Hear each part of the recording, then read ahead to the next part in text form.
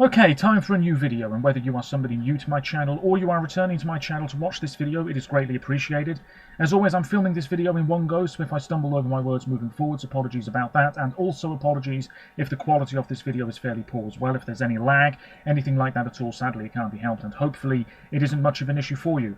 This is yet another Eurovision 2024 related video here on my channel, and another sort of reaction video as well, because right now I am about to listen in full for the first time to the Austrian track for the upcoming edition of the ESC, which will take place this May for a third time in Malmö, Sweden. As always, you are welcome to let me know your thoughts on anything I discuss in this video by leaving a comment down below, and as always there are links in the description to my other social media pages.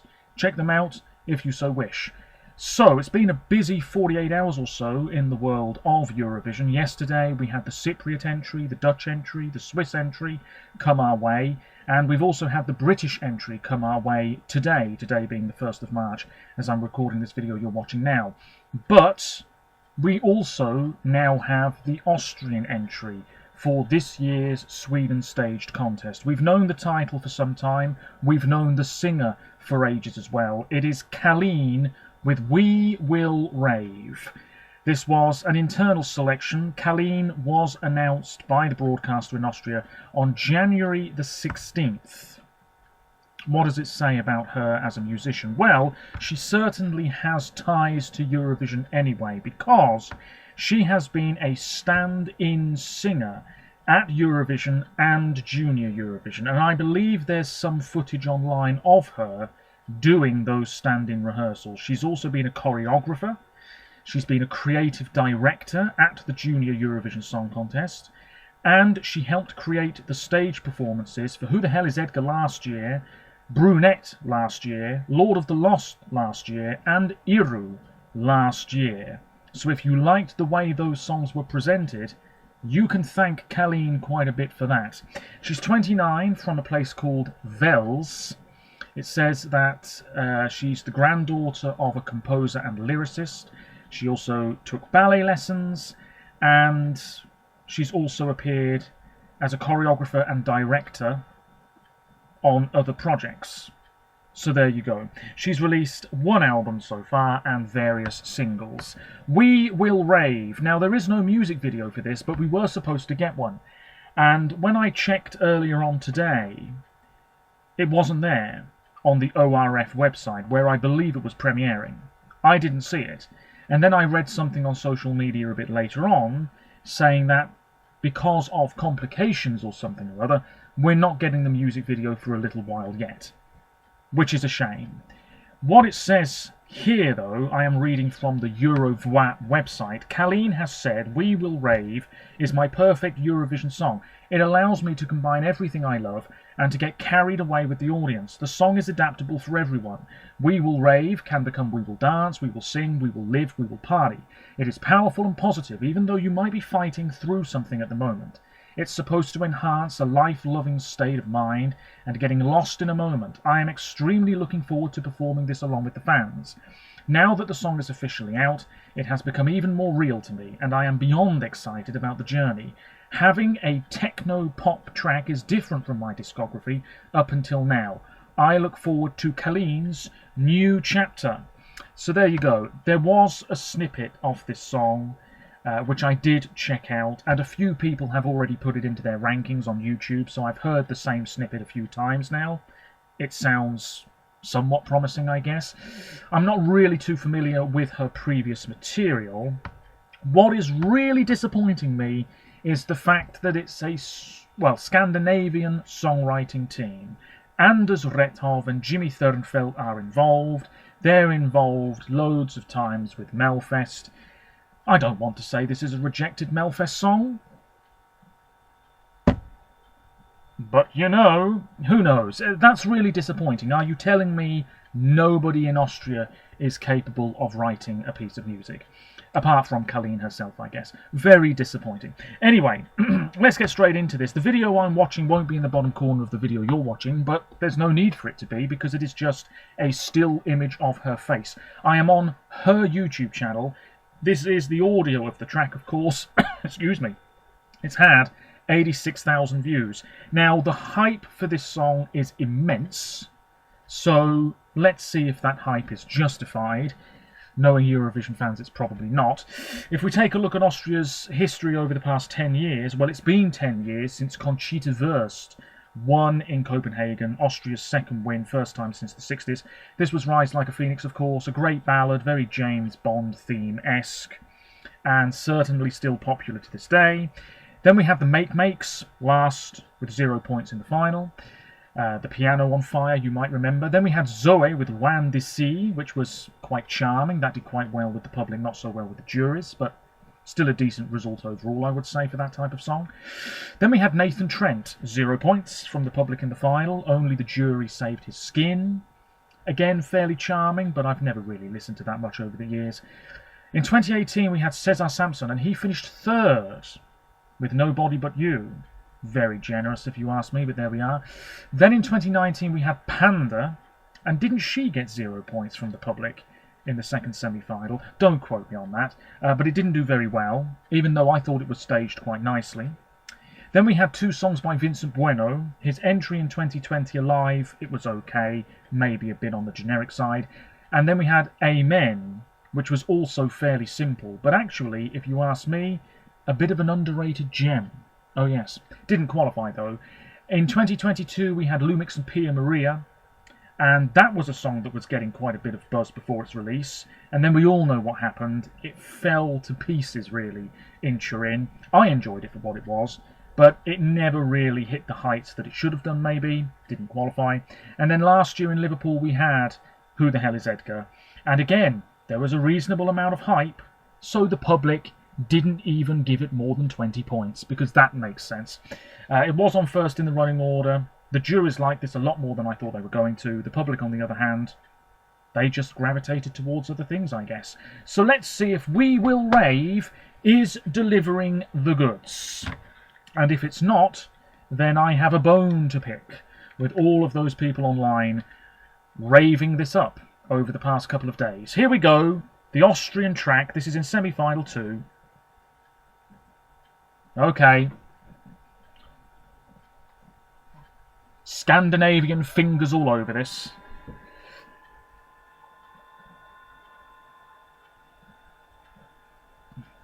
Oh my word, okay. We're 17 seconds in. Oh, this takes me back a little bit to those Ministry of Sound days, you know. Not that I was really into anything that they did, but yeah, definitely throwback vibes straight away.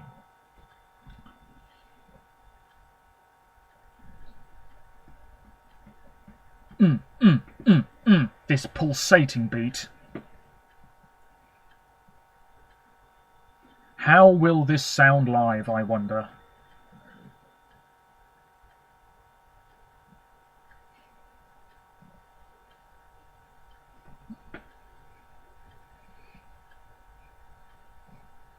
Ramtim Tagidim? Oh no, that's another song.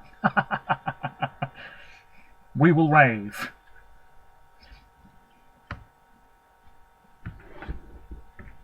That's enough of that.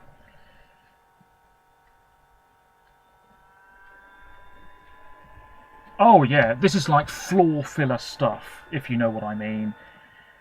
Very clubby, very throwback. I mean, I don't really know what to compare this to, but so many artists were making music in this sort of realm back in the early to mid-2000s, even much further back, I guess.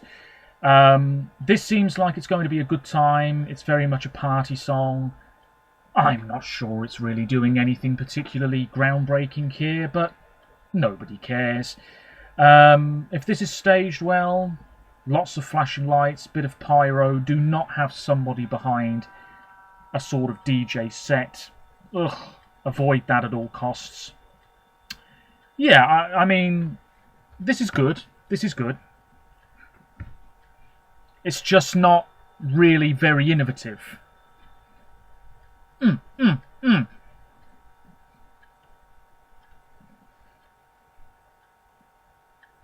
If this was a rejected Melfest track, let's say that it actually was in this year's Melfest, would it win?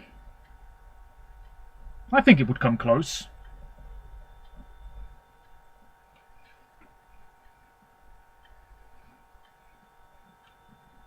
Mm.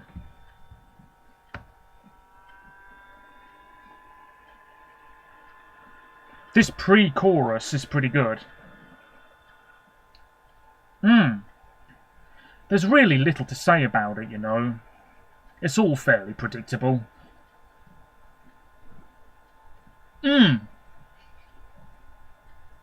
Yeah, come on.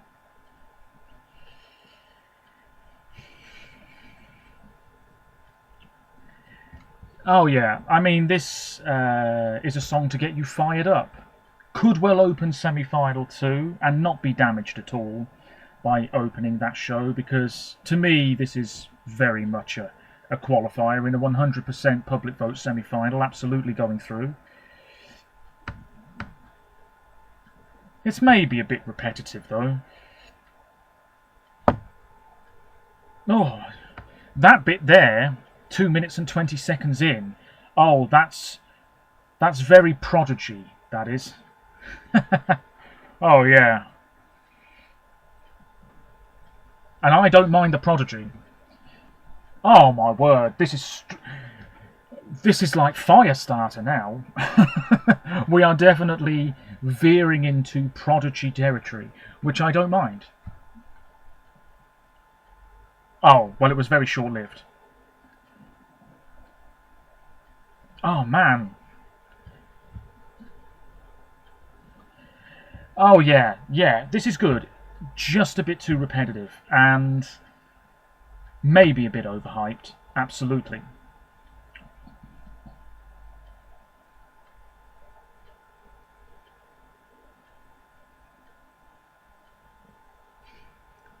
If this was in Eurovision 20 years ago, I'd be very tempted to say this is a very, very, very serious contender to win the whole thing. But as it's 2024 and it's a very strong lineup this year, and the juries, let's not forget those, they will have a say in the final, and I'm strongly assuming this will be in the final, no doubt in my mind actually. Let's make a very wild prediction.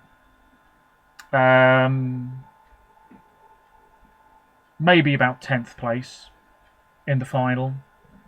I don't know. That's a very wild guess, so don't take it seriously. I think this is yet another effort, though, where the public will like it more than the juries will. But the juries will have to like some of these very expressive tracks. They can't just blank everything and dish everything to Sweden like they usually do. They are going to have to spread out the points, maybe more than they ever have this year. I don't know.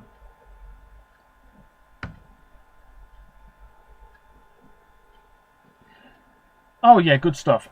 Good stuff. It is now over. Well, I don't really have much else to say about it. A pretty solid effort. I like it. I think I will be ranking it quite high. The only thing that's maybe letting it down is its repetitiveness. Lyrically, it's not really excelling in that department, but who cares? We don't have a music video, so this reaction may be not one of my best. Yeah, I do wonder about her live vocals. I'm sure they'll be fine enough, but I've not really got anything to compare it to. I've not actually seen her perform live. I've not watched a video on YouTube or anything, so I don't know. If there's going to be choreography, will she be out of breath? I don't know. How will this come across live? You've really got to go big for this. You've really got to be having all of those different coloured lights. You've got to be having the pyro. You've got to be having the choreo. Yeah, you've got to make it feel, I think, for 3 minutes that you're in a nightclub and that it's 1999 New Year's Eve. You know, maybe be a bit stereotypical, you know, get the glow sticks out, the sort of neon vests and everything. I don't even know what people wore back then, but you know what I'm on about. Really ramp up the rave factor. Sell this song.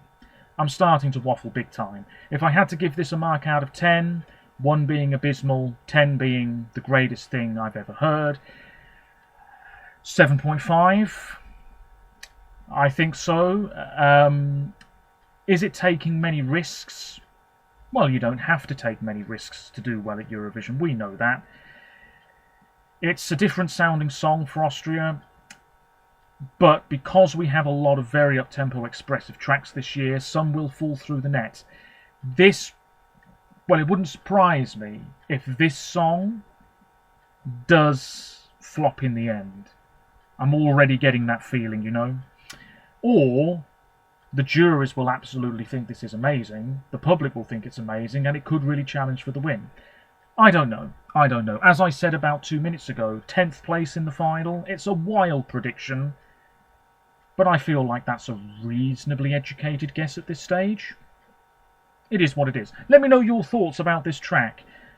A tad overhyped, but it is pretty good. And that's all I have to say. Until next time, well, I don't know when my next video will be, because I don't think we're getting another Eurovision song for a few days now, but we do have national finals. Serbia, I don't know who's winning there. Ramonda is my pick. Iceland, I think we all know what's happening with that one. And then we have Portugal selecting their entry next week, Sweden next week. Oh, who knows what the hell Sweden are going to pick this year. It's going to be Eminem. I can't imagine anybody else really. But anyway, enough. Until next time, take care of yourselves, stay safe, and rave away. See you again soon. Take care.